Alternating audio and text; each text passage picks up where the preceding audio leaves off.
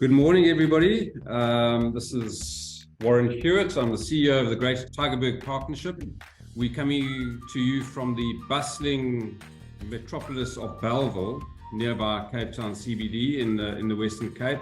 I see we have some delegates from outside of the Western Cape, and we welcome all of you to the webinar. We're very blessed with a panel today of highly qualified individual presenters and participants.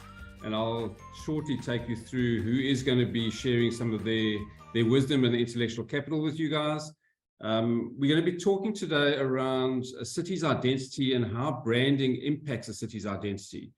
I think if all of us opened our minds and imagined some major cities around the world, certain images are evoked in terms of what that city means and how you see and perceive that city. So if we mention New York, there seems to be this positive, can-do, never sleeps, I love New York branding that created around New York City. London, on the other hand, is rain, fish and chips, Englishmen, and financial services, but there are a few other things that go with London and the stiff upper lip. Tokyo, for example, might evoke a sense of high-tech, efficiency. Rio, on the other hand, could be carnival and fun and enjoyment. And interestingly enough, Cape Town has become a major international city, and when talking about Cape Town and the emotions that evokes, it could well be an iconic Table Mountain, the sea, the tourism, the wine, the restaurants, etc. So all of these cities have some form of identity. Now, some of them have been built up over centuries of just living in cities, and then some of them have been very intentionally framed and very intentionally created to evoke that kind of sense and emotion and identity. So we're going to try and unpack a little bit today of what makes up a city's identity, how important is a city's identity, what are the contributing factors to creating that, and how intentionally can we rebrand a city to give it that emotional attachment that stands alone, that's different from everywhere else in the world. Let me introduce you to our panel of experts. We have with us our international panel member, Peter Griffiths. Peter is a global urban futurist at BABLE Smart Cities. I'm pleased to report that Peter is in fact originally from South Africa. He spent a lot of time on the Garden Route to Cape Town, Johannesburg, and now to London, where he works for BABLE Smart Cities. A global urban futurist, talking about exactly what the topic is for today. How does he imagine cities differently? As a thought leader and city strategist, he most recently explored how the shared micro-mobility sector can transition from startup to critical infrastructure at tier mobility. He's worked at the London School of Economics and Political Science. He's worked for the World Bank's Global Platform for Sustainable Cities, so a vastly experienced panelist. Peter, thank you for joining us. We really appreciate your time. Tanya, morning to you. Tanya Busschau is a senior associate at DHK Architects in Cape Town. Now, DHK, for the majority of you, I'm sure are aware, is a significant architectural firm in South Africa, not just Cape Town, and lead a lot of urban design and urban change within the major cities in South Africa. Tanya has 8 years of combined experience in public and private sector, architectural and urban design on different projects. I know she's working on a very important project for us at the GTP currently, and she's going to share a little bit of that information. She's served on the Urban Design Institute of South Africa Steering Committee, and again, a lovely face to greet us on a Friday morning. So Tanya, thank you for joining us. Alex Jongens is our third panelist, and I'm glad we've got more females than males on the panel. Morning, Alex.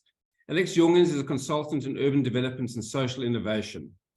Her focus, she's been working in the NGO sector for a long time. She's worked on some very important urban design projects, social entrepreneurship.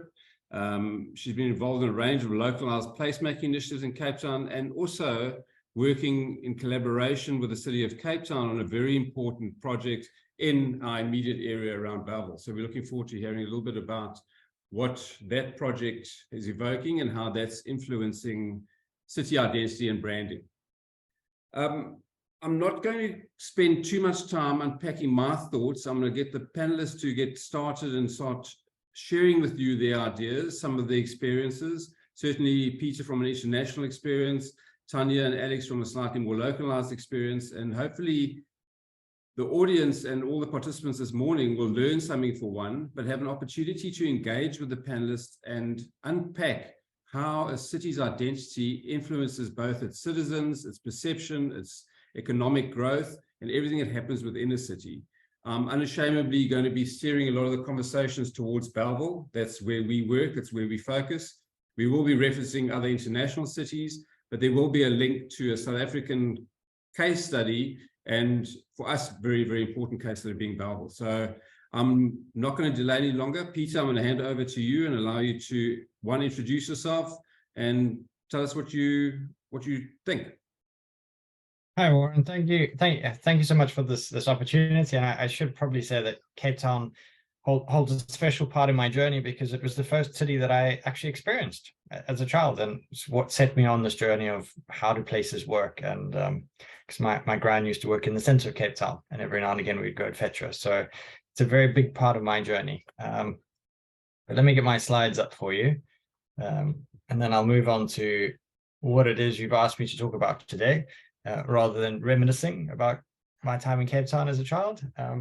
So I'm here to talk a little bit about exploring city identity and public perception. And you'll see that the photo in the background is not urban at all. In fact, it's one of the few high quality photos I could find on Tygerberg as a region, and we'll talk a little bit about that later. But I think maybe the starting question is, does brand matter when we think about places? And I'm hoping to convince you that it's a critical piece of infrastructure when it comes to place. And maybe as a starting point, we can try a little exercise. So Dan has a poll in the background, which he's going to run for you. And I think there's slightly fewer cities on the poll, so it'll be easier. But I'm keen to know which city do you think these photos are from in the world? All right, so that actually, yeah, so a lot of you have called me on this. So it is London. So the majority of you are right, but actually a good percentage of you thinking maybe it's Tirana or Belgrade. This is actually just not actually that far from central London. It's East London. And the reason that I raised this is because what we find with place is you wouldn't assume that London looks like this in parts of London. And so in many ways, London can get away with looking like this in a way that actually more cities like, let's say, Tirana or Belgrade, or possibly even Cape Town cannot. And so there's something about brand happening here that allows some places to get away with things that other places cannot. So hold that thought as we go through the presentation. So in a sense, I'm gonna look at this through four kinds of lenses. They're not discrete sections, they overlap, but the idea of digital placemaking. So what is the impact of digital on place? Overlapping stories, what is it that makes place unique?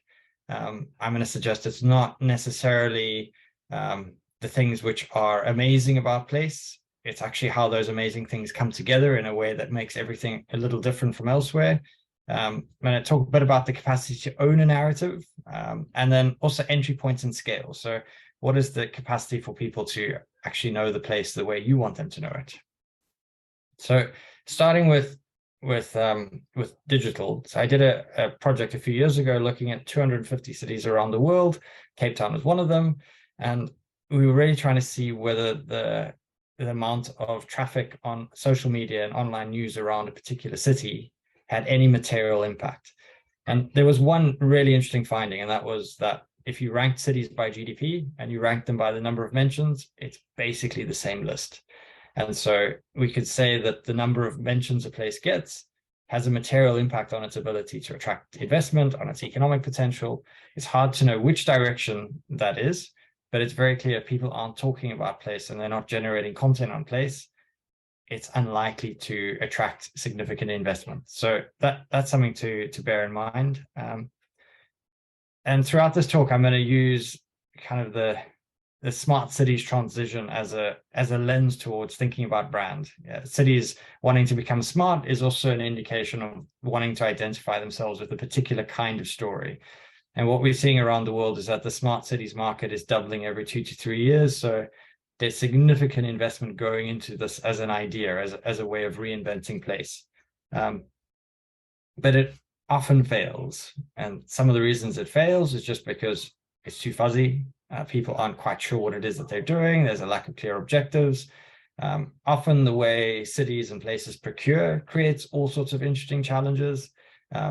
Often there's an inability to connect with actually local communities as part of procurement. So there's digital divides. You're not that able to create content or connect with the digital infrastructure, closed architectures and vendor lock-ins, so no flexibility into the future, and kind of a sense that it's a game for grown-ups. So, maybe Cape Town city centre should invest in this, but, why is BABLE looking at this?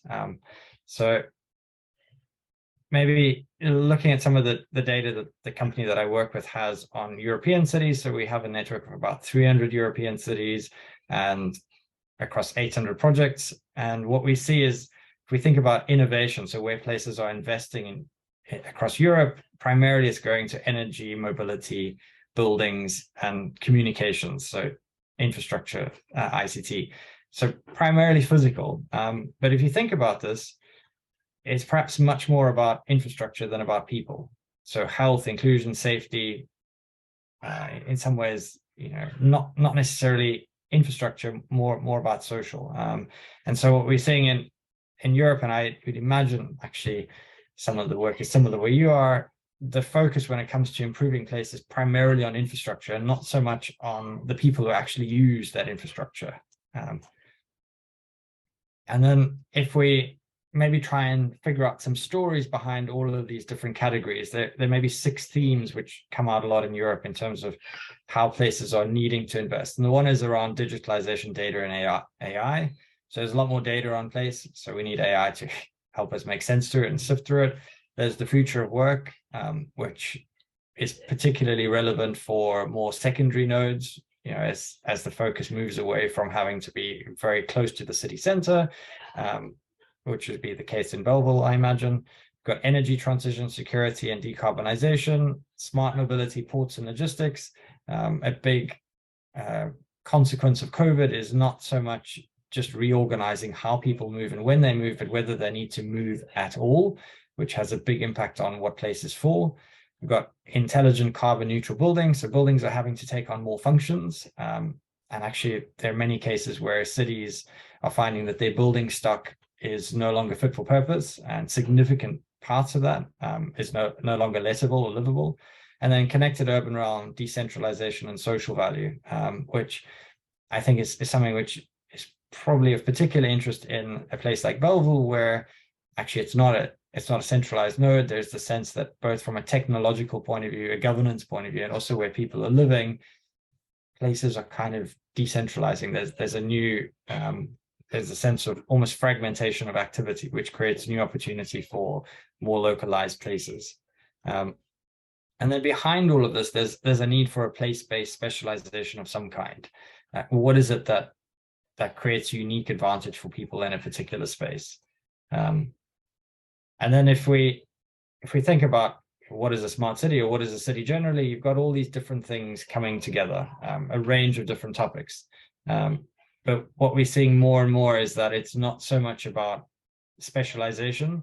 So if you think, places have typically gotten a lot of brand value out of being an expert in one particular process or technology or knowledge, and increasingly places are getting brand from their ability to integrate. So the value is coming between the categories.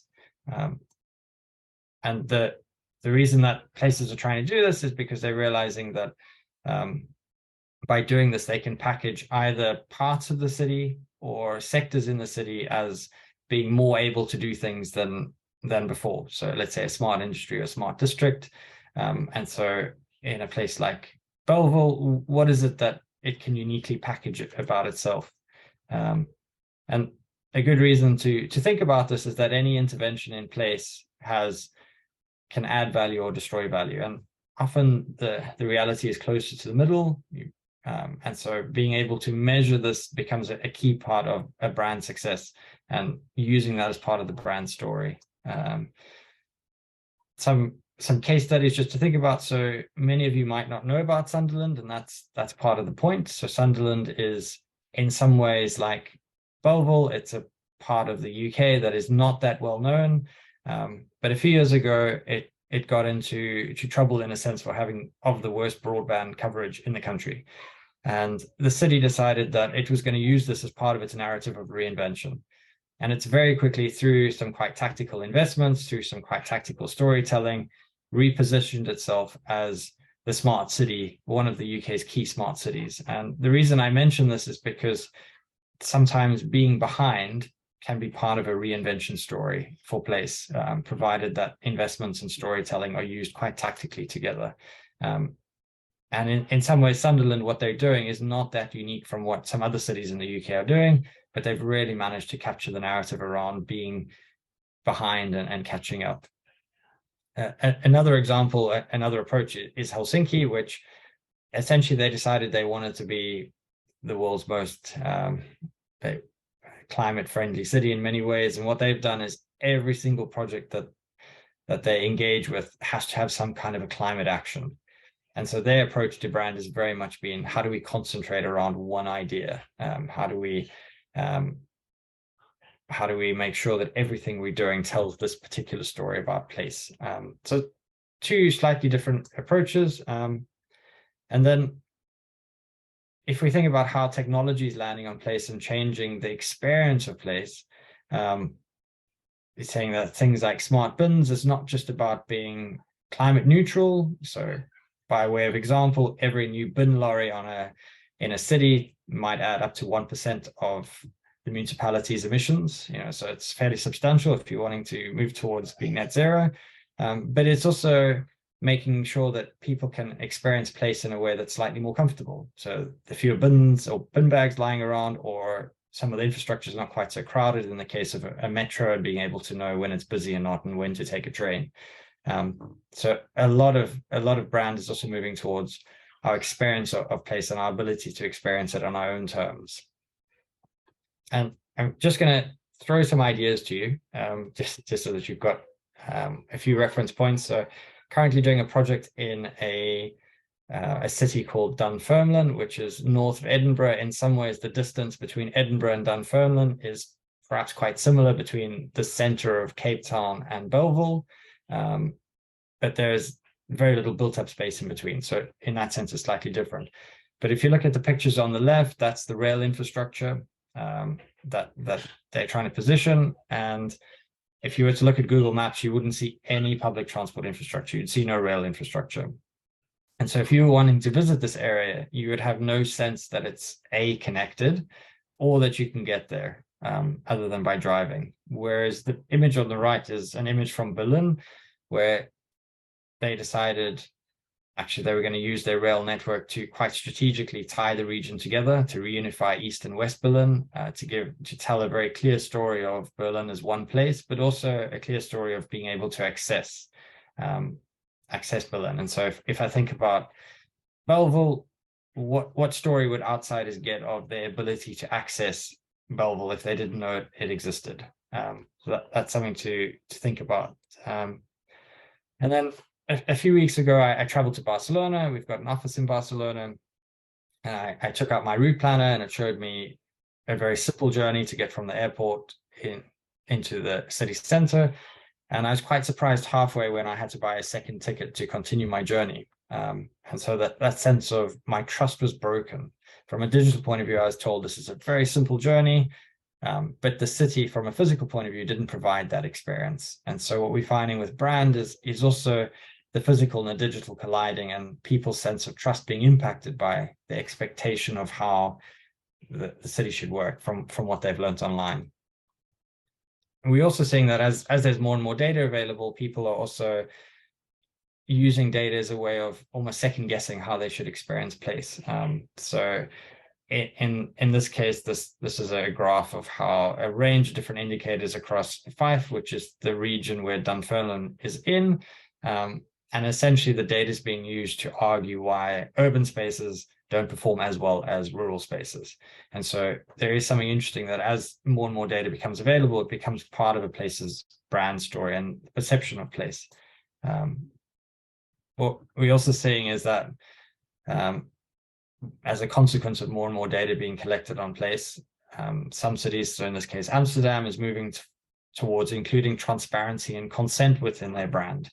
So in this case, every organization wanting to collect information or data from people in public space, they need to register it. And if they don't, they get a fine.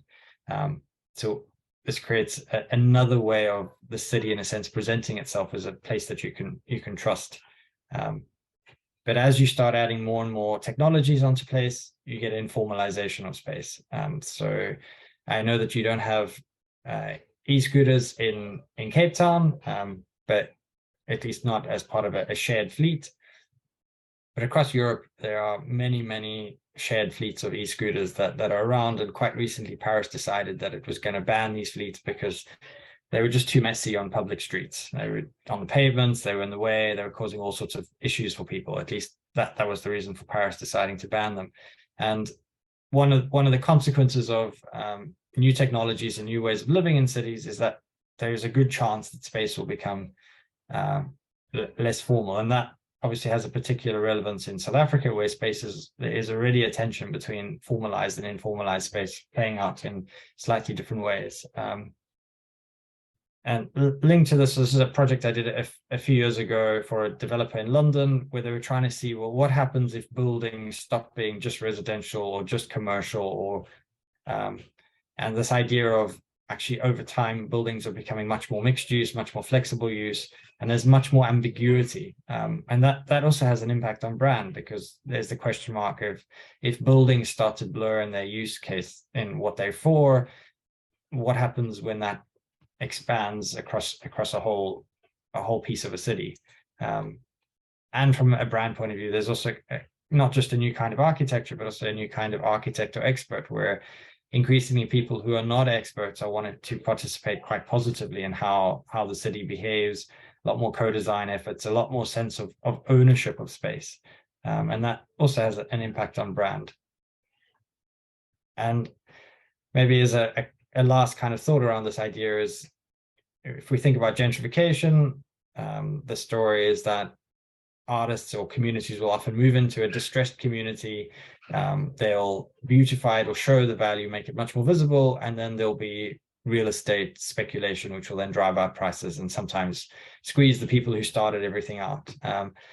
One of the ideas around technology is that if you move over to things like NFTs, is that or other kinds of web-based technologies, maybe the people who, let's say, do some of this artwork can maintain some kind of ownership over that, so that as asset values increase, actually they continue to benefit from it into the future. So a lot of interesting things happening around brand in cities. And then as cities are going on this journey of brand, there's a big question around inclusion and collaboration, that actually, if we want innovation in places, we've really got to be thinking about how do we collaborate more effectively? How do we ensure that different ideas are meaningfully able to interact with the place of space? I'll go over this quite quickly. In a sense, cities are realizing, as part of their brand, they were really wanting to collaborate and co-create a lot more. So a lot of efforts to bring in data from citizens, so whether that's climate data or data on how space operates. And then as a final case study, just because it's regional, this is a case study that it was a project across the whole of Belfast region, and trying to cluster to figure out how it all fits together as a story of a whole. And so perhaps there's a question mark as to what is Bellville's particular story within a wider regional story. And in a sense, can Bellville play a pivotal role? So in this case, Belfast, out of 100 projects, ended up choosing just three projects which kickstarted everything. Could Bellville be one of those projects that kickstarts transformational change across a region like Cape Town? So maybe just as some, like your cheat sheet at the end of this, just some passing ideas as building blocks for a brand. Think about your priorities. What part of the city or region needs to become known or experienced differently, and why? Perhaps do an audit. What can you truly own as a unique story? And do your investments overlap with this? And would those without any knowledge agree with the story you're telling? And then from a data side, collect data that provides both a local and a global perspective, how easy it is to know your place. So always think about how somebody with no knowledge would either agree or disagree with your story. And then sometimes think about the network benefits of brand. So highlight how your project helps other parts of the city to reach its ambition, because it's much more likely that it'll be amplified. If it's not just a project that generates local benefits. And so as a passing thought, I wanted to see what I could know about Tygerberg. This is one of the first sites that come up. There's very little that as an outsider I can get to know about Tygerberg. There's a question mark, could that be improved? And if I think about images as a kind of data, and I do a search on Tygerberg, which I just chose because of the Tygerberg the partnership. Actually, as somebody maybe who's an outsider, it's quite hard to really get a texture of, what is this that's trying to be built? So perhaps a piece of infrastructure that could be looked at. Yeah, and then again, I said I'd come back to this picture right at the end. This is one of the highest quality images I could find on Tygerberg. And so, the question, is it an urban space? Is it a place where I can work? Is it a place where I can invest in? Is it a place where I can live in? All those questions people are likely to ask around brand, and that'll drive their perception of what a place can be about. So thank you so much. Peter, thank you very, very much. Yeah, some interesting imagery around Tygerberg and potentially BABLE, but I think the point you make is that actually applies to a lot of cities around the world who are looking to recreate their identity and rebrand themselves. See, we have some delegates or some participants here from other African cities. There's somebody from Lagos, and the equal application to those cities, to your references to the city we're talking about, whether it be BABLE, Tygerberg, Johannesburg, Lagos, etc. So I think the principles apply. I know you and I had an interesting conversation around smart cities and what makes a smart city, and tech obviously plays a big role. I'm quite passionate about a smart city being somewhere where citizens engage in public spaces. So the more people you see in the public spaces, for me, equates to a smarter city. But as we're going through the Internet of Things and a whole lot of change in how we see the world with AI and everything else, data is becoming more and more relevant to everything we do within a city. How citizens are moving around their space, how they're seeing it, why they're there, and how they're producing either economic value or changing things and living in a space. So I think there's a combination of two, the tech and the human element, but I think the human element really does start dictating that emotional creation of an identity for whichever city in the world we're talking about. And I think the citizens play a huge role in guiding that identity. I'd made some notes during your talk, and you talked about certain key words when you were in Barcelona, but emotional bond with the citizens, getting people involved and emotionally vested in their city, really, really important. Self-confidence. You mentioned self-confidence when you're traveling. You don't want to lose confidence being in an environment, and creating existing infrastructure, bringing new infrastructure, and then encouraging visitors, be they tourists, be they residents, etc., encouraging that. So those are all really, really important. Cities have evolved. I think it was Cedric Price who compared cities to eggs. I think the ancient cities were hard-boiled eggs within walls, and that was a city. They then became fried eggs, and we had urban sprawl. We had a city center, and everyone was living outside of it. And it's now become an omelette where it's a mix of everything, and the city's really become diverse and busy. Public space and public realm is something really, really important. And how do we activate public realms? Tanya is going to talk to us about some of her projects, some of her experience, and specifically one project she's busy working on. But how do we activate the public realm? Is there a public realm strategy? What do we do? And how does the city go about identifying its key assets and its key USPs in defining its public realm? So Tanya, I'm going to hand over to you. Thank you for being here, and we're looking forward to hearing. Thanks, Warren. It was a very good summary of what Peter was saying, and I think how people engage with the city is where my topic starts. So I'm going to start sharing my slides quickly. So the topic that I'm talking about today is urban placemaking as a tool for shaping city identity. And I think the first question is, what is urban placemaking? And I mean, there are various different elaborate explanations, but in a nutshell, for me, it's really about improving the public spaces within a city through design and various other ways so that people feel that they want to be in the space and that they are comfortable being in the space, whether it's comfortable sitting on a chair or sitting on a seat or having shade and greenery. It's what makes people want to come to your city and to use the spaces within the city.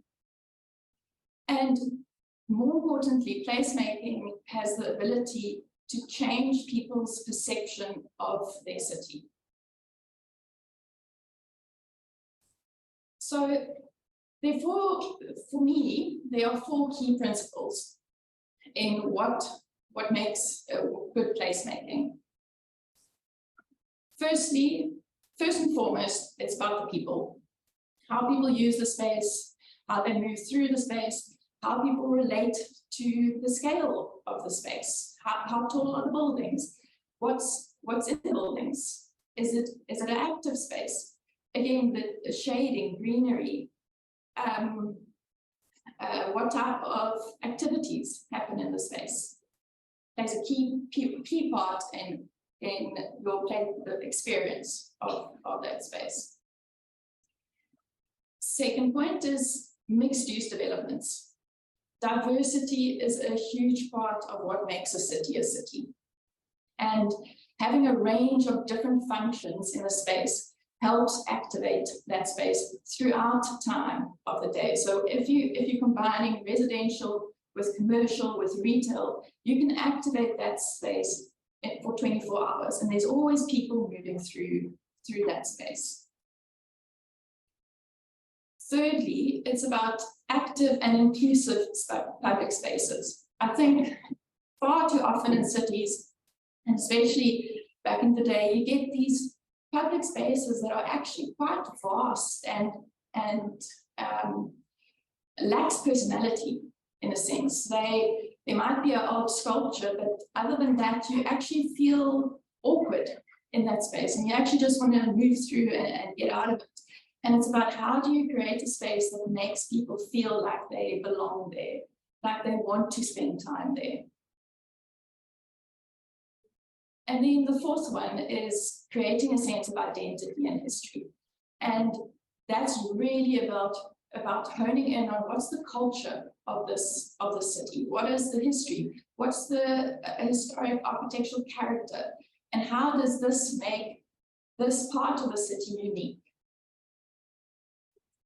And then the question becomes, so those are all great strategies or principles to take into account when designing a space, but how do you then go about implementing this?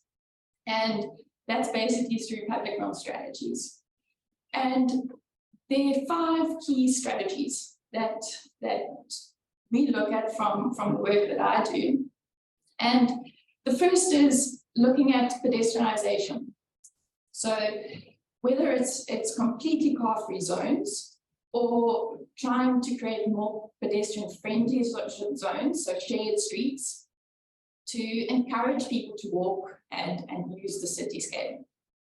The second one is to look at green spaces, incorporating more green spaces into a city, and squares that are functional, so the right scale has got the right mix of uses surrounding it. That creates relief within the density of a city. And it's all about balance. So balancing the kind of hustle and bustle of city life and people with spaces that you can go and relax on a bench under a tree. And you need both of those things in a city. Then the third one is looking at streetscape improvements. So enhancing sidewalks, quality lighting so that people feel safe, street furniture that's functional, and that creates a certain atmosphere and identity. The fourth one is looking at public art and installations. And this is almost ties into starting to brand the city, and how do you create a kind of identity for the city that ties into cultural elements and events. And then the fifth one, which I think is quite a useful tool, is tactical urbanism. And basically what that means is it's an easy, low-cost way of testing ideas. So before you go through the route of final implementation, you do some paint or movable furniture that is not there to last forever, but it immediately tests your idea. You can get community feedback as to, is what you're trying to implement usable for the people you are trying to do it for? And then what I'm going to do is talk a little bit about a case study. So we're doing work for Greater Tygerberg Partnerships in BABLE, and looking at public realm strategies for bellville CBD. And I'm going to take you through a little journey of walking through the city and tell you about the ideas we're exploring.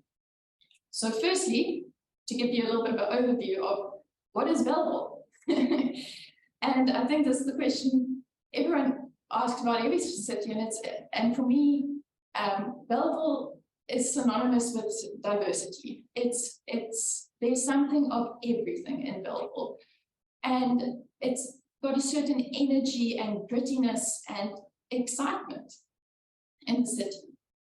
So taking this into account, I'm going to start at the southern end of BABLE CBD, which is where the train station is. And it's under it's South Street, under the Tiny Mayor overpass. And some of the ideas, the left-hand side picture shows you the current condition of the space. And it's one of the highest foot traffic areas in Bellville because of the proximity between the bus station and the train station. Yet it's not a great space to move in, and it feels rather unsafe the later in the day you go. And the kind of initiatives that we're trying to explore is basically what I've done is set them into three categories. Streetscape improvements. So looking at lighting. Lighting is hugely important in creating a perception of safety and just general upliftment of a space. Then looking at materiality. So we're exploring the idea of creating a shared surface, a space that feels like it belongs to the people more than cars. And then the idea of incorporating events, activities to activate the space, whether it's closing part of it for parts of the day or closing it for events at certain times of the year, and incorporating temporary structures in an effort to activate the space, specifically on the two ends. And then we're also looking at how do you liven up the space through art. So I know through experience, we've now realized that painting the underside of bridges is complicated, but I'm still pushing for it and hoping one day they'll get it right. But art plays a vital part in communicating culture and how people see their own city. And it's a great way of livening up a space. Then moving up from South Street, Bristol Avenue is an interesting street, and a lot of work and good work has been done to pedestrianize Bristol. And we believe building on that is a great way of kind of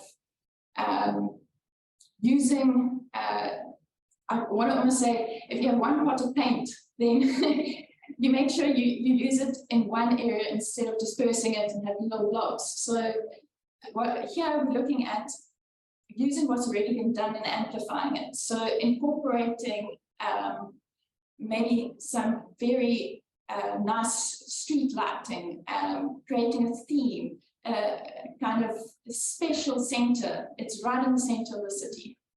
So also adding more landscaping to the street, further pedestrianizing the street in the future, or at least being able to close off the whole of Busschau for events, whether it's markets on certain times of the weekend or festivals annually, but the ability to close off that whole center strip from vehicles.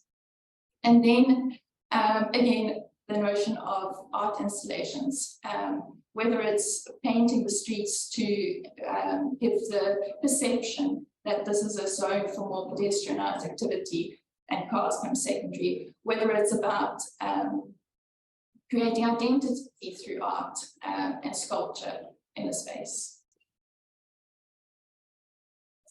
Then Elizabeth Park. So some of the things we looked at here is accessibility, first off. How do you access the park? How does the park announce itself? It's a beautiful space, but it's underutilized. And teasing out why spaces are underutilized is also what we focus on. So what would make a person want to be in the space? And whether it's, again, the notion of adding lighting, strategic lighting, which can be in the form of art. It's about activities, creating activities and events in a park to bring people in, whether it's walkways, cycling routes, music festivals, and then again, arts and installations, whether those are temporary structures or whether they're permanent investments within the space. Parking lots. Parking in cities is always a problem. And how you deal with cars in a dense environment. So one of the notions we're exploring is, do you start kind of consolidating parking into parking structures so that you free up valuable land in the city that can be used for other functions? And here it becomes a balance between kind of a commercially driven development versus using it for public use. And I think that's always a kind of balance, how you strike that balance. But what we were looking at is temporary uses for those spaces. So converting it into market spaces, doing food gardens, using it for sports and activities, using art to activate the space temporarily. And what does that, how would that change the perception of the surrounding neighborhood?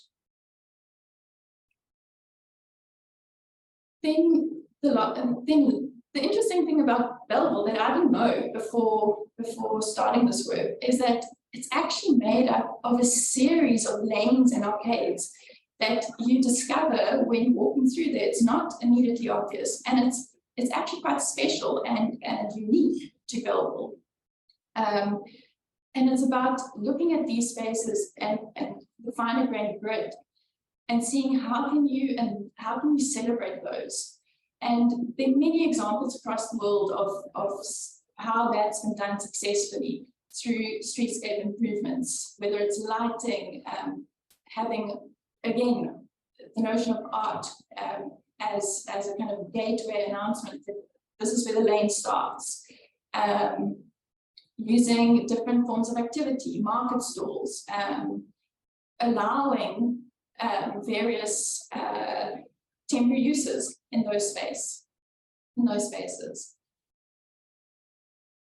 And then the last one is transport hubs. So Bellville is a major transport hub and transport interchange between buses, taxis, the train lines, and it's a huge opportunity. The Bellville bus stop has a very unique character to it, and it's about how can you make more of that space. So the things we were looking at here is, do you start creating wider sidewalks, create more space for people, because it's a very heavily foot trafficked area. So how do you celebrate and exploit that? providing bigger spaces for markets, creating markets within that structure and expanding it. How do you incorporate art? This is your kind of gateway into the city for many people. And how do you start creating a language that announces that you've arrived in Bellville? And there are a few examples on the slide of how it's been done in other areas through art and lighting and activating the space. And then I thought I'd leave you with 3 kind of key impacts and benefits. So of doing public realm upgrades. And the first is it improves the quality of life. It's what makes people want to move to your city. Secondly, it obviously facilitates economic growth. So what makes people want to visit your city? Why do people want to go to a certain, why do people want to go to New York? Why do people want to go to Paris? It's about the spaces and what they mean to people. And then the last one is health and well-being. So what makes people ultimately want to live in your city and stay there and grow old there? And that's it for me. Tanya, thank you very, very, very much. I love the imagery. I love the thought that's gone into a lot of your work. I know you guys have spent a lot of time in the space to try and understand it. And I think that's a critical message for every city. I think when you're looking at trying to create a branding exercise around your space or your city, that understanding the fabric that exists currently is so important before you embark on putting something down. I think what I heard you talking about was the diversity, the culture, the history that drives the direction of your design and some of the initiatives that you're talking about. Stickiness for me is a major thing. And I think every city in the world will talk about stickiness and how you get people to linger longer in a space, be it in a public space or an economic activity, because that drives activity all the way through the city. So I think, thank you very much for your presentation and the thought-provoking images you put out there. I see color plays a massive role in where we can change a city's brand, and branding goes way beyond just physical things. There's a lot of emotional ties, and I'm going to go through some of the questions that were posted, and actually both, ironically, very linked. From Shimani, he asked, how do we ensure that we protect our public furniture? And I think it goes beyond just furniture. How do we protect installations, art, furniture, changes that you're making in a space? And before I let Tanya have a chance to answer that, our experience, particularly around art, is that the citizens have taken a level of ownership, and in fact, it's not even very few. None of our art installations have been sabotaged or changed or ruined by the public. There is almost a sense of pride around the installation of artwork, be they murals in paint or physical artworks. So a sense of pride amongst the citizenship is really, really important. And that led straight into Nompilo's question. How do you incorporate the community of Bellville or any city in developing some of these concepts so we can take some sort of ownership and responsibility? So Tanya, how do we get the citizens to take that ownership and responsibility? So I think it comes down to communication and involving the citizens in the whole design of the space, because ultimately there's always this contradiction between the designer's perceived identity, or what they perceive the identity of Bellville, and what the people who actually live there, what their real experience of that, what they believe the identity is. And it's oftentimes there could be a mismatch. And then you find this scenario where you don't necessarily have ownership of it, and because it's missing the point. And I think the way around that is to involve the community in the process of establishing what the identity is, through establishing what initiatives you want to implement and getting feedback. And I think, whether it's through a process of tactical urbanism or tactical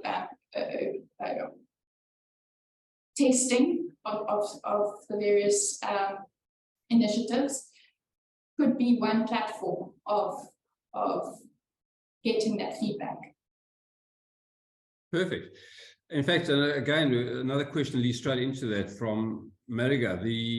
How do we create sustainability and who facilitates the process? The stakeholders are normally quite vast in terms of a rebranding, a repositioning, and identity creation of a city. And in fact, we've got a poll which is going to come after Alex's presentation around who is responsible for taking on that change in identity or change in branding. You know, is it the municipal government? Do they play a big role in driving it?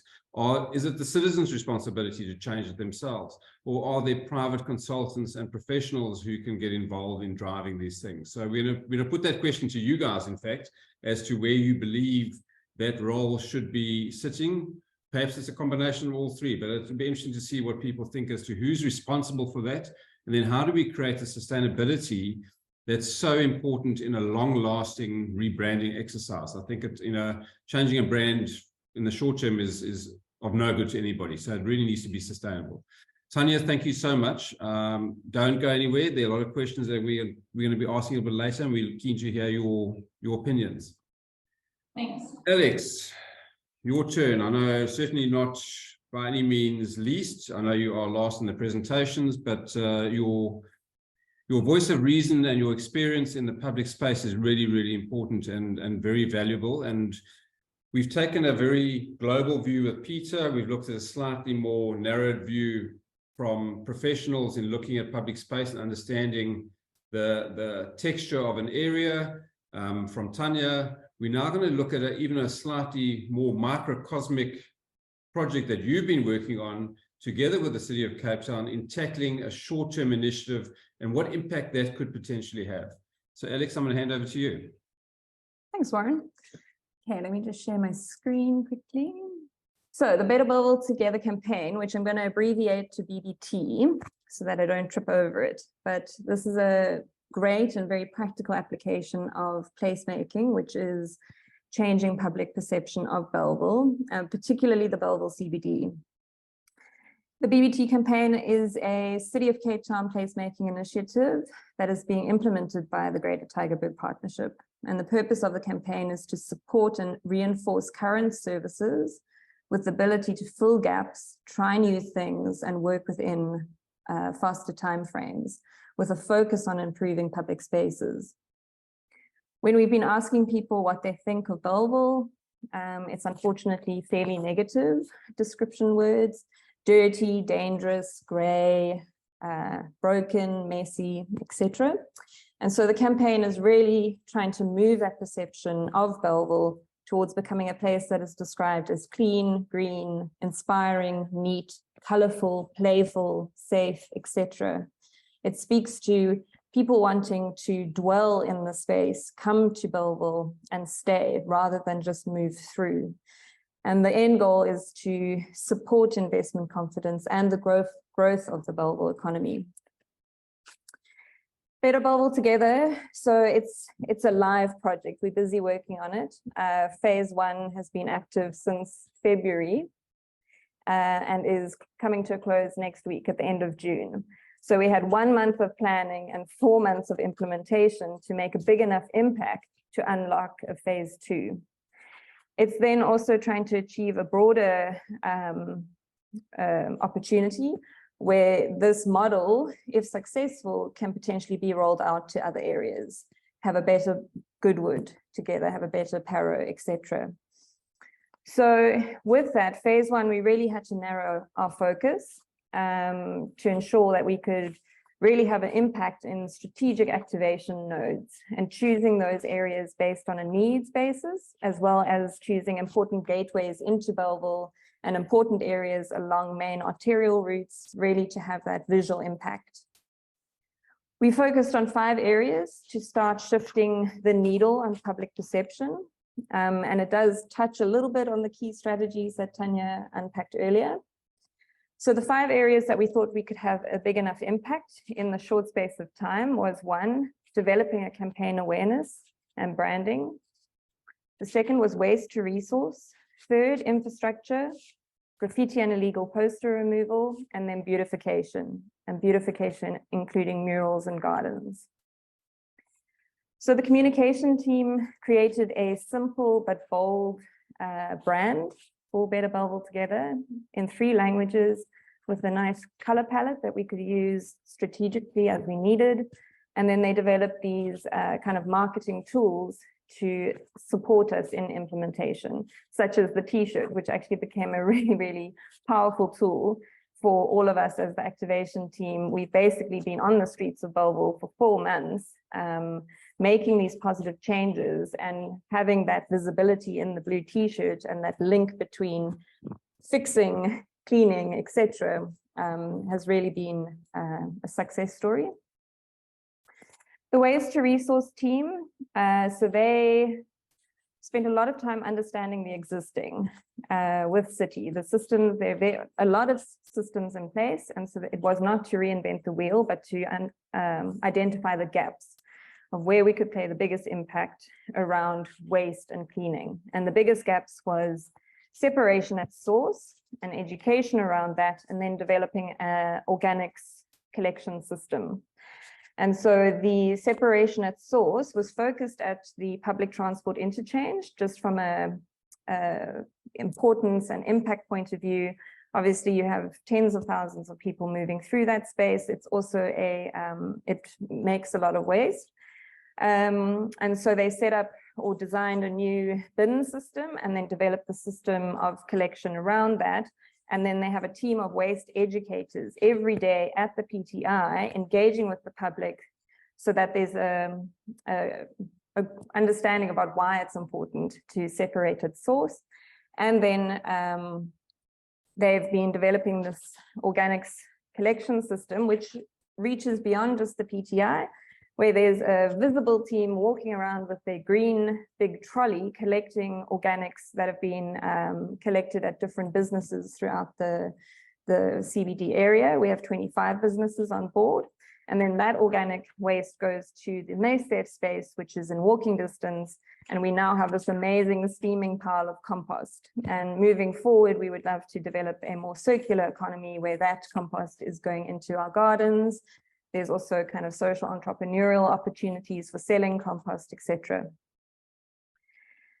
Then this just speaks to the visibility and having that team, the waste educators on site every day. There's also an art team that's there twice a week that's physically making art from waste. And then that's getting installed in these public art installations that are busy growing as we speak at the PTI and really transforming the public transport interchange from a very gray area and bringing it to life through art made from waste. Moving on to infrastructure, there's been a team of 5 people, 3 of which are highly skilled retirees. They're retired city roads maintenance officials, so highly skilled, leading this team in fixing broken stuff. So fixing the public spaces, working outside of the roadways, so fixing potholes in pavements, reinstating paving, fixing downpipes, piping, bollards, benches, etc. And they have been really, again, like the waste educators and the graffiti team, they are frontline workers, if we're going to call them that. They're on the street every day in their blue t-shirts, making a positive, visible change. They're changing the perception of the streets being broken and messy and moving it to fixed and neat. And they, in the last 4 months, have fixed around 150 breaks, which is really impressive. Then the graffiti and illegal poster removal team, same thing. They're out there every day removing these illegal stickers, this really problematic messaging that is put up around the Bellville CBD, removing and repainting over tags, a lot of which are, criminal elements. And they're going consistently every day, and it's showing this is not acceptable. We're not standing for this, and we're going to be keeping Bellville clean in this respect. It is very reactionary, and again, moving into phase 2, we would like to be including prevention. So how can we reduce this kind of illegal activity happening in the first place? Oh, and they have removed about 3,000 illegal stickers and posters. Moving on to beautification. So from a gardens point of view, gardens really have an incredible high impact in spaces and transforming spaces from a, pebble pit or a piece of gravel into a well-designed, inspiring, green, lively design and space. We've managed to, over the last 4 months, introduce 3 new large gardens and then 5 smaller gardens throughout the CBD. When we started, the kind of go-to response when we talked about bringing gardens into Bellville was that the plants are going to get stolen. Plants have been stolen. We've lost about between 10 and 20 plants have been stolen, but we've introduced over 2,000 plants. So the hit rate is pretty good right now. And obviously there's the ongoing maintenance that we are developing and ensuring moving forward. And anecdotally, just to include here a response to one of the photos of the gardens that was put on social media from Tara, which was such amazing work. I think I'll go shopping in Bellville again soon. Big steps are being taken to clean this area up. That's exactly what we're trying to achieve, and it's showing impact. Obviously, it's very localized, but it proves that there's impact, and that using gardens to transform urban gritty spaces is possible. Then murals. We worked with Baz Art to bring in more murals and public art into the Bellville CBD. There is already a lot of public art in the CBD, and so it's really to build on that and really work towards creating a public art destination of the Bellville CBD. For this campaign, we wanted to try and have a common language between the murals, and so we worked with Baz Art and in creating a Bellville creative identity. And this is what you're seeing on screen now, and it's really about the people, the diversity of people that really brings Bellville to life. It's playful, it's colorful, it's endearing, it's simple, and we're really happy with this outcome.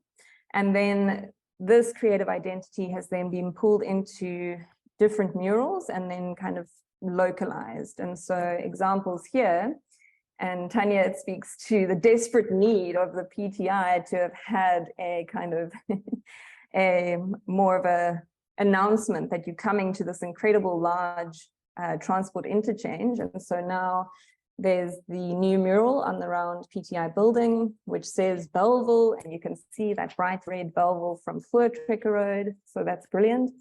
And then it has the characters that are kind of relevant to that area. It includes the trader, the ruster next door, the parking attendant, the policewoman, the bus, the taxi, etc. So it's really transformed the space, high impact. And on the right-hand side is the another mural from the BBT campaign, which is on the corner of Futurist and Boston Street, which is then speaking to kind of the activities in that area. So you've got a butcher, you've got a shopper, you've got a trader, etc. The rain has delayed us, so we were hoping to have 6 new murals up in the space of 4 months. Those are still coming online, the other 3. But I think these have really proven the point about the use of public art to automatically transform a space and the public's perception around that space. So in closing, I think it's a very fast snapshot of what we've achieved, very localized impact, but impact in any case. And it's kind of 90% sure that the impact of phase 1 has been good enough to unlock that phase 2. And we're also in a really great space now from a momentum point of view, where it's very difficult to get public engagement and stakeholder engagement right in 4 months. But we have business owners behind us, we have property owners behind us, supporting the campaign in different ways, whether it's repainting their building facade or accepting, allowing us to paint a mural, or signing up for the organics collection.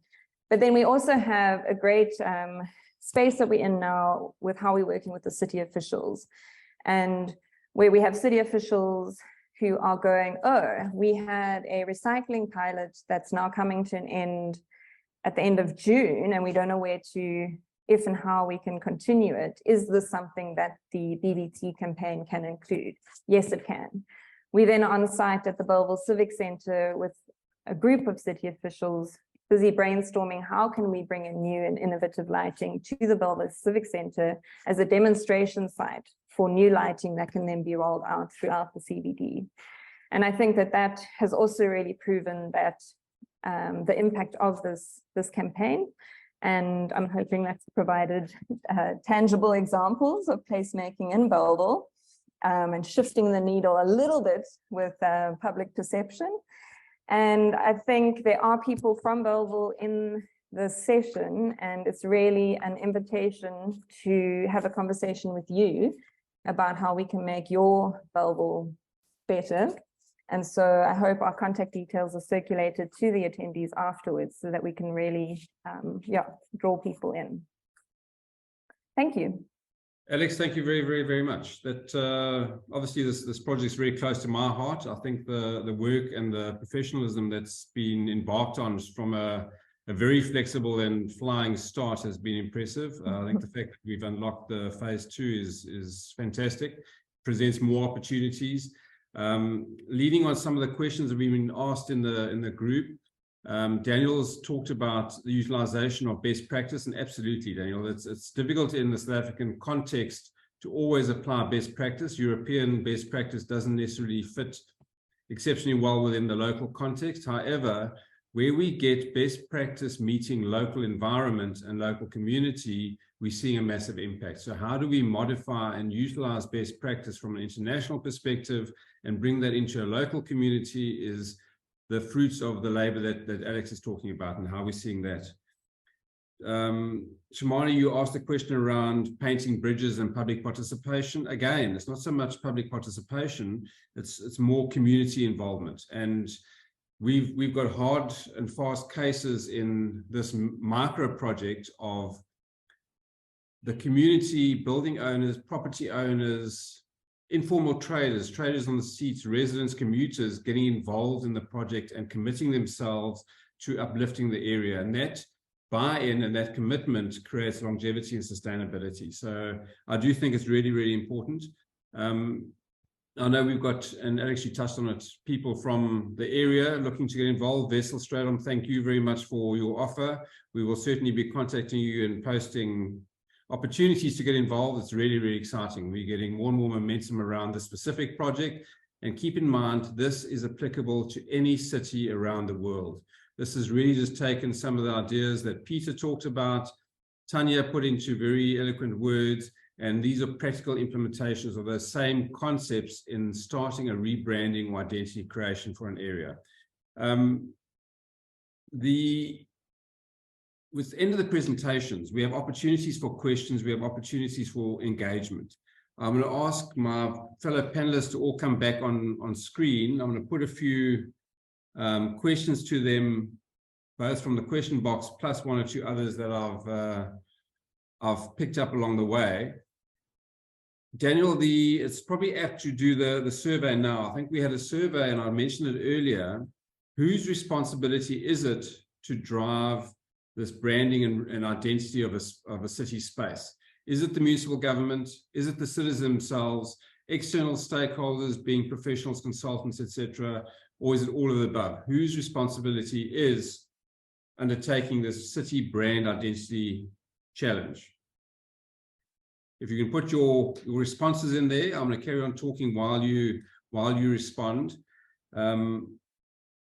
We've had two questions revolving around students and the involvement of the students. We're very blessed in this area, and again, I apologize if I'm referring specifically to the area we work in, Bellville, but we're very blessed with three major higher tertiary institutions, and we do involve the students. In fact, we're very involved with the institutions themselves. So we engage with both their departmental heads on strategies around composting, environmental affairs, technical and engineering services. So we do try and engage with our communities in finding viable solutions. It does take a lot of hard work and a lot of effort to get everybody to buy in, specifically if there are changing stakeholders, but slowly but surely, hopefully in 5, 10, 15, 20 years time, we'll start seeing the effect of that stakeholder engagement. Pride of place and citizen pride is really, really important.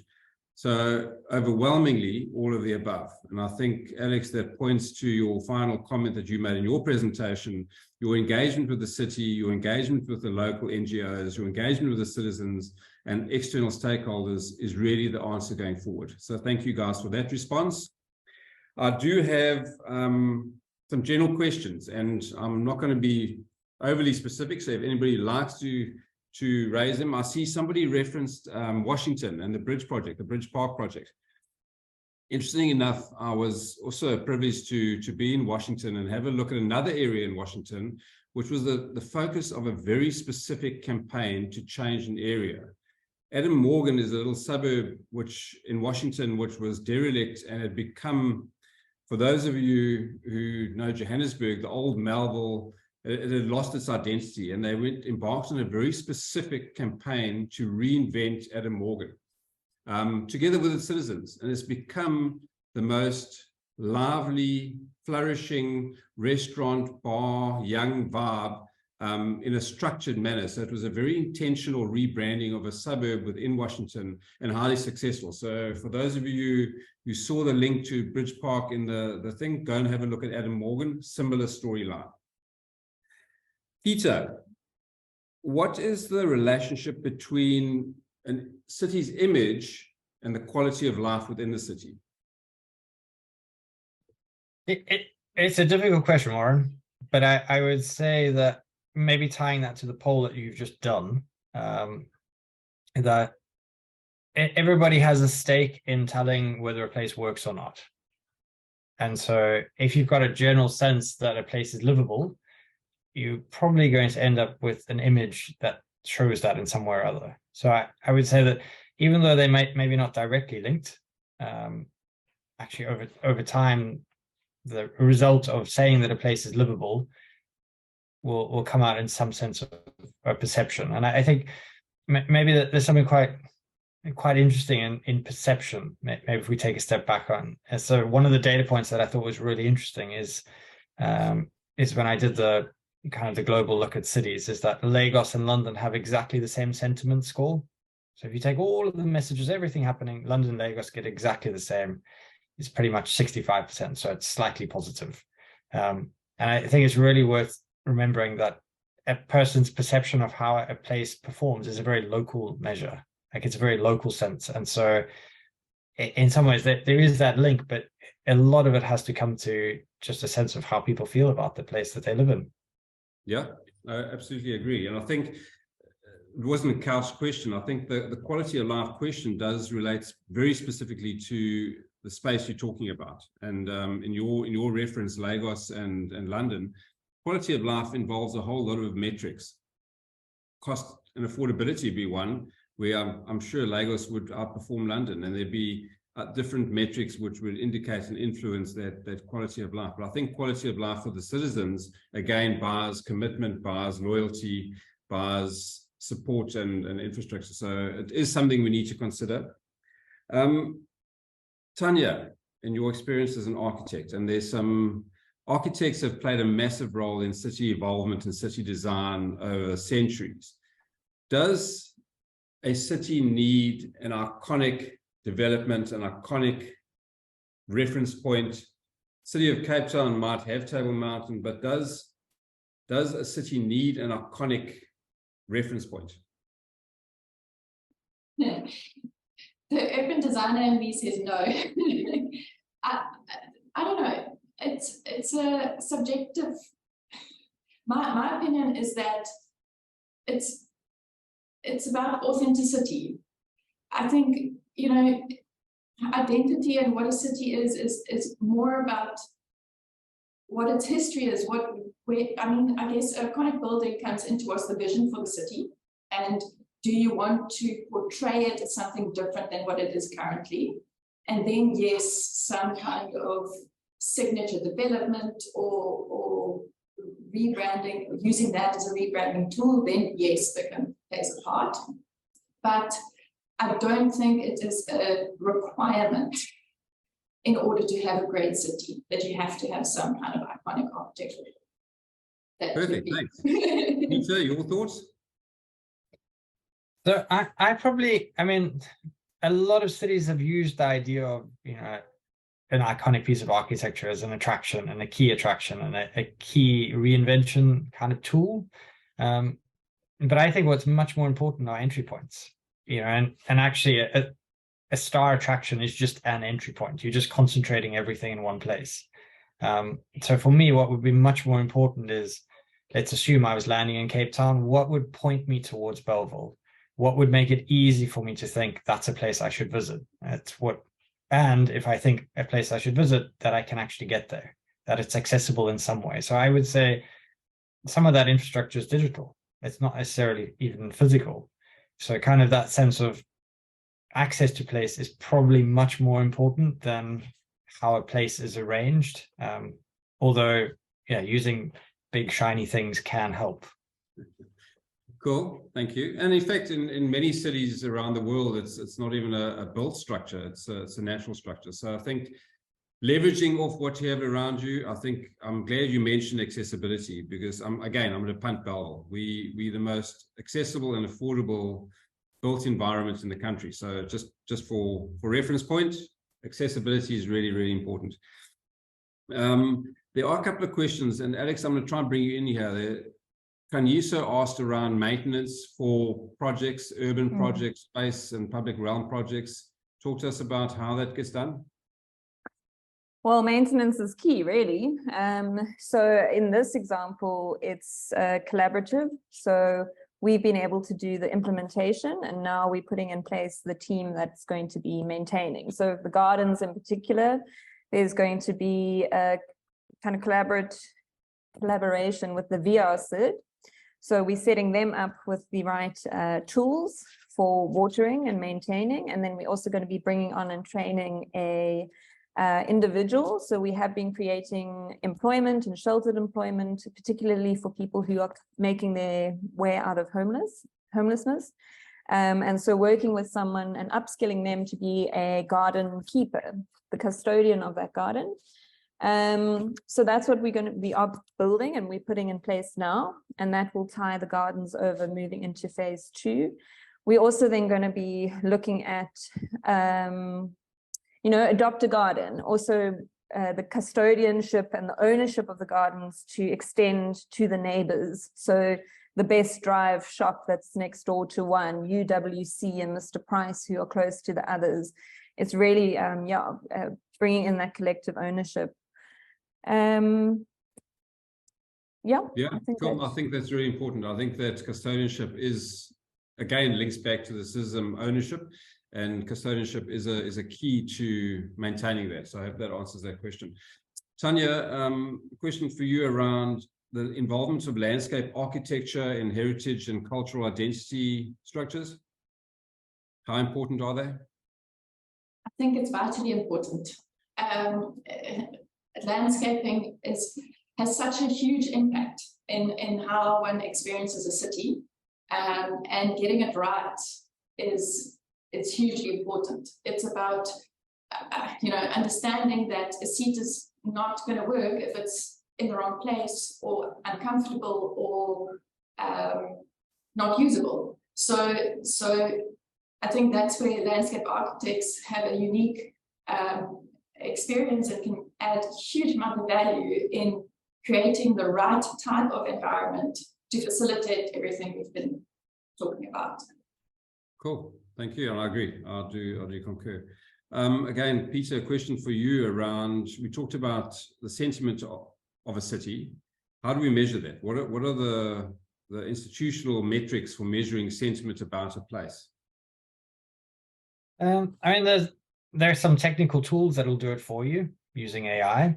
So some social listening tools. So that's one way of doing it. You will get a little bit unstuck as soon as you start moving away from major languages. So that's definitely something to think about in South Africa. You could probably do English and Afrikaans at a fair level of certainty. Moving on to some of the other South African languages, you're going to struggle. And that's, to give you an idea, actually, Arabic, for example, is a particularly challenging language to do sentiment analysis on. Not because of the language itself, but just because the tools aren't as developed. So that's something to think about.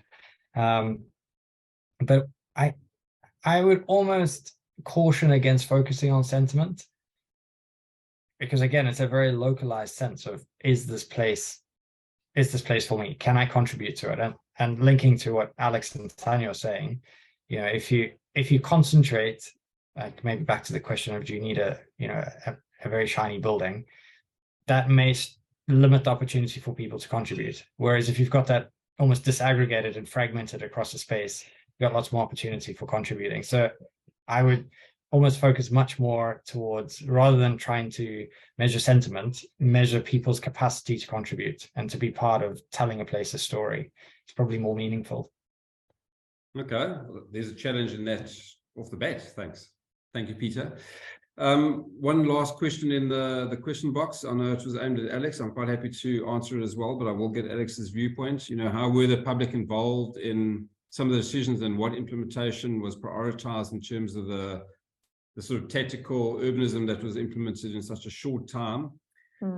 In fairness, it was a fairly narrow band around consultation, and because of the lead time, it was fairly short, and engagement was certainly rapid.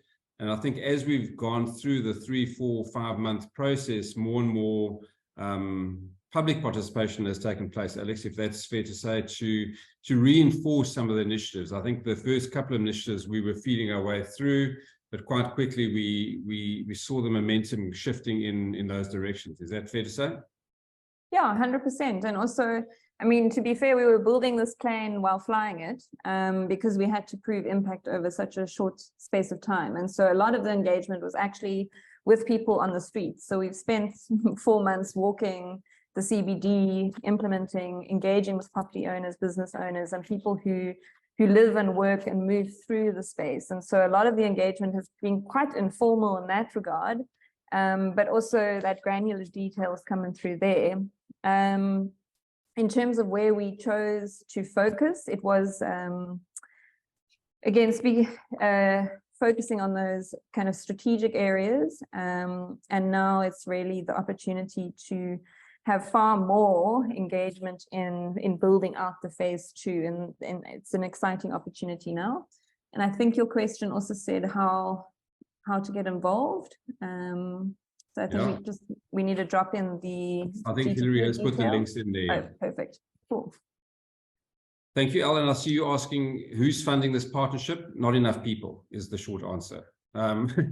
We work very closely with the City of Cape Town, so the municipality does play a role, albeit under guided project direction. There are very specific outputs that they require. Tanya will be very aware that, for example, the public realm strategy involves multiple departments within the city, and we can't go off at a tangent without involving city line departments. The city does provide some funding for that.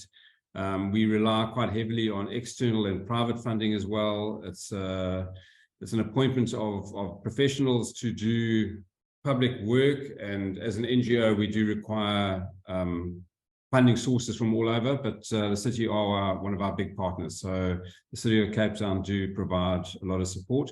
And in fairness, I think over the last couple of years, an accelerated support structure to what's happening in BABLE. So it's a two-way process. We don't receive instruction from the city, but we do provide upward feedback in terms of understanding the fabric and the requirements of what this specific city requires. And I think the same we saw in our poll, it involves multiple stakeholders in solving a city's identity.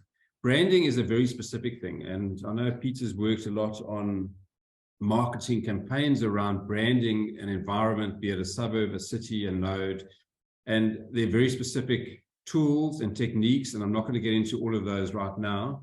The one question I have for all our participants is, how does the name of the city influence its brand? You know, if we said Old York, it wouldn't quite invoke the same as New York. How does the name of a city influence this brand? Peter, start with you. So again, I'd bring it back to entry points. You know, so if you have a brand that's, or at least a city name that's unique, and you're more likely to find it. Maybe some examples. So Essen in Germany, which just means to eat, you know, or even Perth in Scotland, you tend to land on Perth in Australia. So if you have an entry point that's clear, that really helps. So and you know, it's from a very pragmatic point of view. But I kind of feel like over time, if you're thinking about Old York, so kind of your example, I suspect over time that if what's happening in the place is sufficient enough, in some ways the semantic meaning of the words will become less important. And so actually I think you might find that doesn't necessarily matter so much over time. What matters much more is that it's a name that people can identify with and they can find. Perfect. Tanya, your turn to answer that. It's a difficult one. I think for me it comes down to your connection with the place. A name brings up a feeling about a place, and yes, that's probably more for people who know it than for people who don't. I think if you're unfamiliar with the place, then what Peter said is really accurate in terms of, you know, finding it. But I think where a name starts to play a role is how you identify with that name. What kind of emotional connection does it establish within people? So that's probably my 2 cents on the topic. Alex, I'm gonna put you slightly on the spot. Does Bellville, the name Bellville, invoke any emotion? Not really, if I'm honest. Interesting. The name doesn't invoke, no. But obviously I know the CBD well, so then the nature of Bellville comes up, but no, it doesn't. So again, something for everyone to think about. Does the name of your city invoke an emotion? Is Johannesburg invoking something, or should Igoli be the name? What creates that emotion for the city you live in? There are one question, Alex, I'm going to refer this to you. The initiative around Bellville specifically, how has it impacted on the municipal land use rezoning bylaws or policies? It hasn't impacted on, we've had to work within them. Okay. Yeah. Cool. And I think the city have been very, very proactive around allowing use of public space, which I think is important. And that collaboration, again, is critical. The NMT framework, absolutely. The Greater Tygerberg Partnership work in multiple directions. This is not the only project we have on our books. NMT and cycling initiatives and the framework around that is a critical one for us, and we're working with a team of professionals around using our space as a testing ground for initiatives to make mobility and non-motorized transport and urban mobility a real priority. So cycling and non-motorized transport is a very key component, and getting people and our citizens around an urban space. So that does play a huge role, absolutely. Last question. We're going to wrap up I have one more question. There's nothing else on the group. I have one question, and I'm going to start with the ladies. Peter, this time we'll end with you. The question is, do cities need to differentiate itself from other cities? Does Cape Town, does Lagos, does anywhere need to differentiate itself from another city, or does it need its own identity? Can you have overlapping identities? Tanya? I think most cities have got some form of overlapping with each other. I think it's inevitable. I think there are certain, I think, again, I go on about the authenticity, but there are some inherent authentic parts of a city that can create that can facilitate its identity, and that creates a reason why people want to go visit a certain place. Whether that is a natural feature like Table Mountain or something, or whether it's the diversity of the population that exists in that city, it's a draw card which makes people want to go there. So yeah. You don't have to be Milan to be a fashion center. No, no. Alex, your opinion? Can you repeat the question? Do cities need to differentiate themselves from other cities in creating their own identity? I think if they're competing for a particular market, yes. But I think I think it's very hard for any city to be the same as another city. No city has a mono identity. Every city has this tapestry of identities making a whole. Yeah. That's my short. Okay, cool. Short Peter, answer. you can turn. So I think we should probably start with what is it that makes a city unique, and it concentrates connection. And so in some ways, every city is about that. Like there's no way of getting away from that similarity across, I mean, depending on which data set you use, 3,000 or 4,000 cities around the world.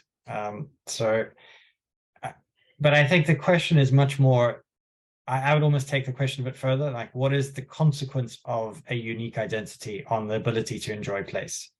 And so the example I'd give is I visited a handful of fairly small Polish cities a few years ago, and even though I knew nothing about them, actually they were very livable.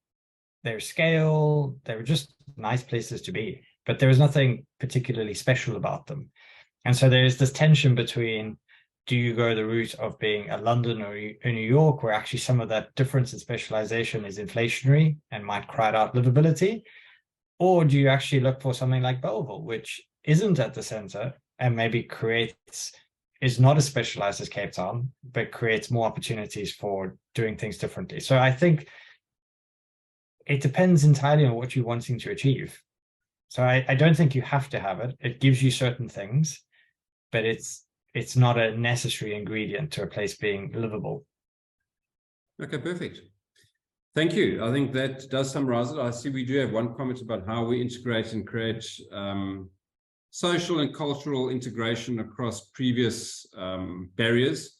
It's difficult. It really is difficult. I think I mentioned at the outset that BABLE is a complete melting pot of cultural diversity. And I cannot stress that enough. It is probably the most beautiful thing about BABLE, that we have such a diverse cultural environment, diverse people, diverse colors, diverse tastes and foods and feelings and fabrics. And it's just an amazing place.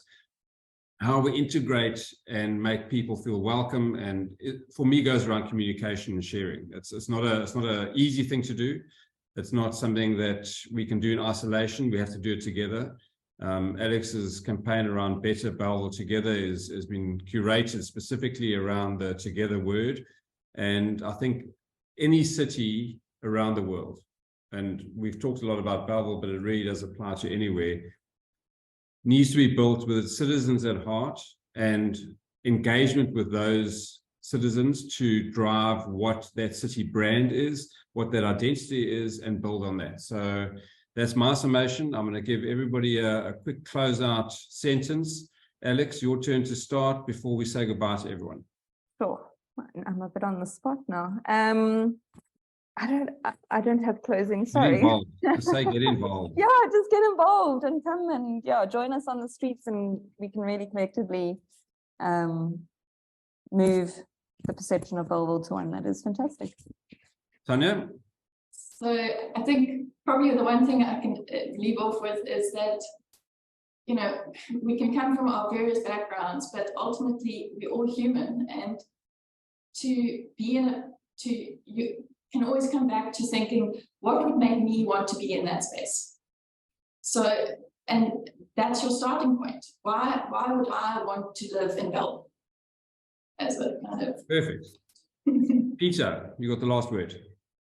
Yeah, there's no pressure there. I mean, I think I've really enjoyed listening to Alex and Tanya and just seeing all like the incredible work that's going on to changing a particular place in the world. So it's very encouraging to see and quite exciting to see. And I think maybe reflecting on this, I might bring another B in. So Brixton in South London, which 20 years ago, it was a distressed neighborhood where people didn't necessarily want to be. If you go back before that, actually, it was a very up and coming neighborhood. And it's great to see, in a sense, Bellville being that transition from decline to success being so tightly and expertly managed. So really looking forward to see what happens. Thanks. Thank you, Peter. And thanks, Tanya and Alex. I really appreciated your time in sharing your insights and sharing your expertise. To all of those who did check in and listen to our webinar, thank you for your time. We really appreciate it. We thank you for the comments and the questions that came out of that. To Daniel at Future Cities Africa, thank you for the coordination. And I know all of these recordings will be available on both the GTP site as well as Daniel's Future Cities Africa. We'll be sharing that. Those links will be available. Hillary, for behind the scenes work, thank you. And we wish you guys a joyous Friday and a wonderful weekend ahead, wherever you may be. So thank you very, very much.